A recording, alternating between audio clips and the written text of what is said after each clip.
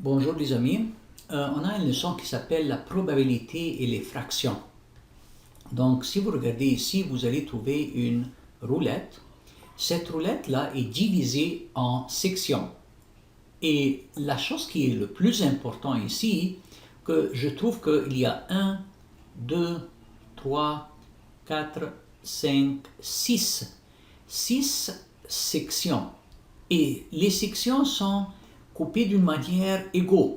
Et ça, c'est très très important que l'espace ou l'air ou la surface qu'il couvre de cette roulette sont égaux. Et ça, c'est très important. Donc, si quelqu'un me demande quelle est la probabilité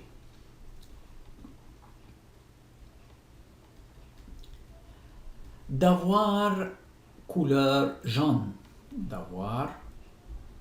de couleur jaune. C'est-à-dire quoi? C'est-à-dire que la flèche blanc reste sur la couleur jaune. Ça, c'est une question. Ou quelqu'un d'autre qui va me dire quelle est la probabilité d'avoir que la flèche reste sur la couleur rouge. Ou quelqu'un qui peut me demander quelle est la probabilité d'avoir la couleur bleue. Donc, dans ce cas-là, on doit étudier vraiment. Si la flèche tourne, elle peut tomber sur 6 sections. Donc, ça, c'est vraiment le total. Mais combien de chances que ça reste sur le jaune, combien de chances que ça reste sur le rouge, combien de chances que ça reste dans le bleu. Donc, toutes les fractions ici, ou la probabilité, on peut le faire comme des fractions, et dans chaque fraction, parce que on sait que le total des sections sont 6, donc on peut dire que dans le premier, le dénominateur va être 6, deuxième dénominateur va être 6, troisième dénominateur va être 6, parce qu'il y a 6 chances. Mais si je veux étudier la couleur jaune maintenant, combien de vraiment chances d'être sur la couleur jaune? Si je compte combien de sections, je trouve qu'il y a 2. Donc c'est 2 sur 6. Si je veux le rouge, je veux savoir combien de chances. J'ai seulement 1 section de 6, donc c'est 1 sur 6. Si je veux le bleu, combien de chances? Il y a combien de sections? Il y a 1, 2, 3. 3 chances de 6. Maintenant, si ça c'est les fractions, si je veux vérifier si mon travail est bien fait, oui ou non, il y a quelque chose que je peux le dire que je peux faire une vérification. Comment je peux faire la vérification? J'ai dit quoi? J'ai dit 6 sections en total. Si je prends chaque nombre de numérateurs, le jaune, combien de chances de jaune, 2, combien de chances de rouge, 1, combien de chances de bleu, c'est 3. Si j'additionne tout, 2 plus 1, 3, 3 plus 3, 6 sur 6. Et ça, c'est correct. Ça, c'est toute la roulette. Donc, ça, c'est vraiment toute la roulette. Ça doit être 6. Si j'ai fait une faute et je trouve que le total n'est pas 6 sur 6 et c'est 5, j'ai oublié quelque chose. Donc, ça, c'est une bonne méthode de vérification pour vérifier si mon travail est correct, oui ou non. Maintenant, si je viens dans celui-là, je trouve que le problème, ça va être un petit peu difficile. Ça dit quoi? Sharma a fabriqué ce plateau de jeu à l'aide de blocs forme.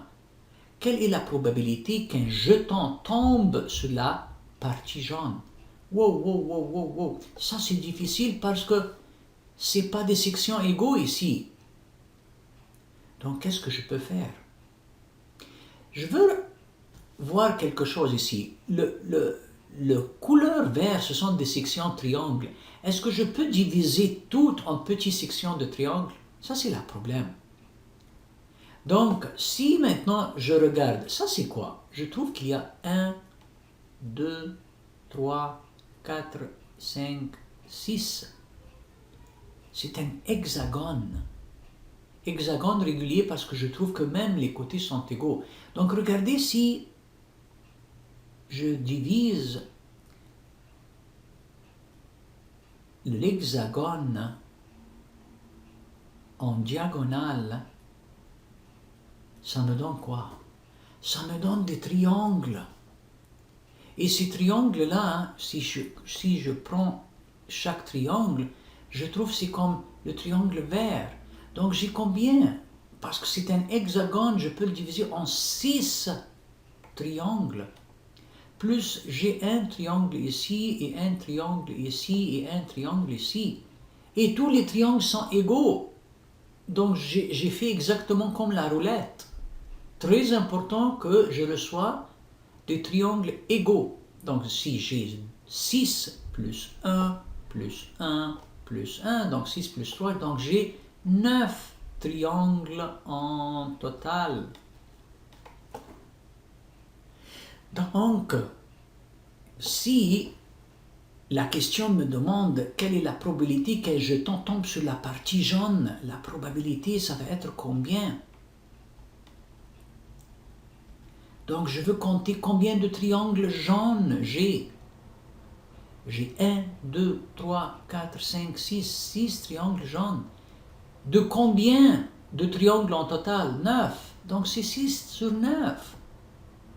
Et même si je veux simplifier, je peux dire 6 divisé par 3, ça me donne 2.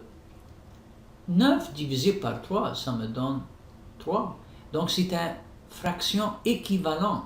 Tout ce que je fais, je divise le numérateur et le dénominateur par le même nombre, par 3. Donc c'est comme 2 sur 3 ou 6 sur 9. Les deux réponses sont égaux, sont équivalentes, donc il n'y a pas beaucoup de différence. Mais c'est très important de commencer le problème et de regarder comment je peux avoir mon schéma, le figure, divisé en sections égaux. Ici, la roulette, c'était faite pour moi déjà, merci.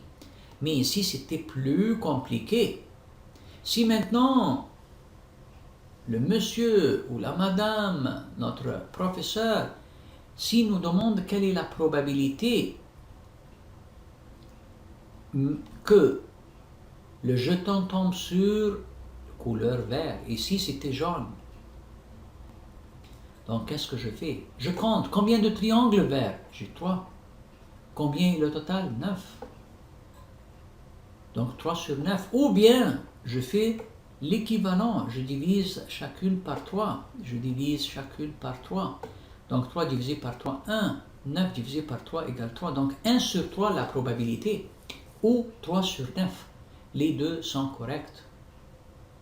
Donc, quand vous avez quelque chose comme ça et vous voulez savoir la relation entre la probabilité et les fractions, vous devez avoir des schémas divisés en sections égaux. Ça, c'est très important.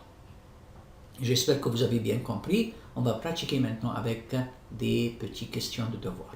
Merci pour votre attention.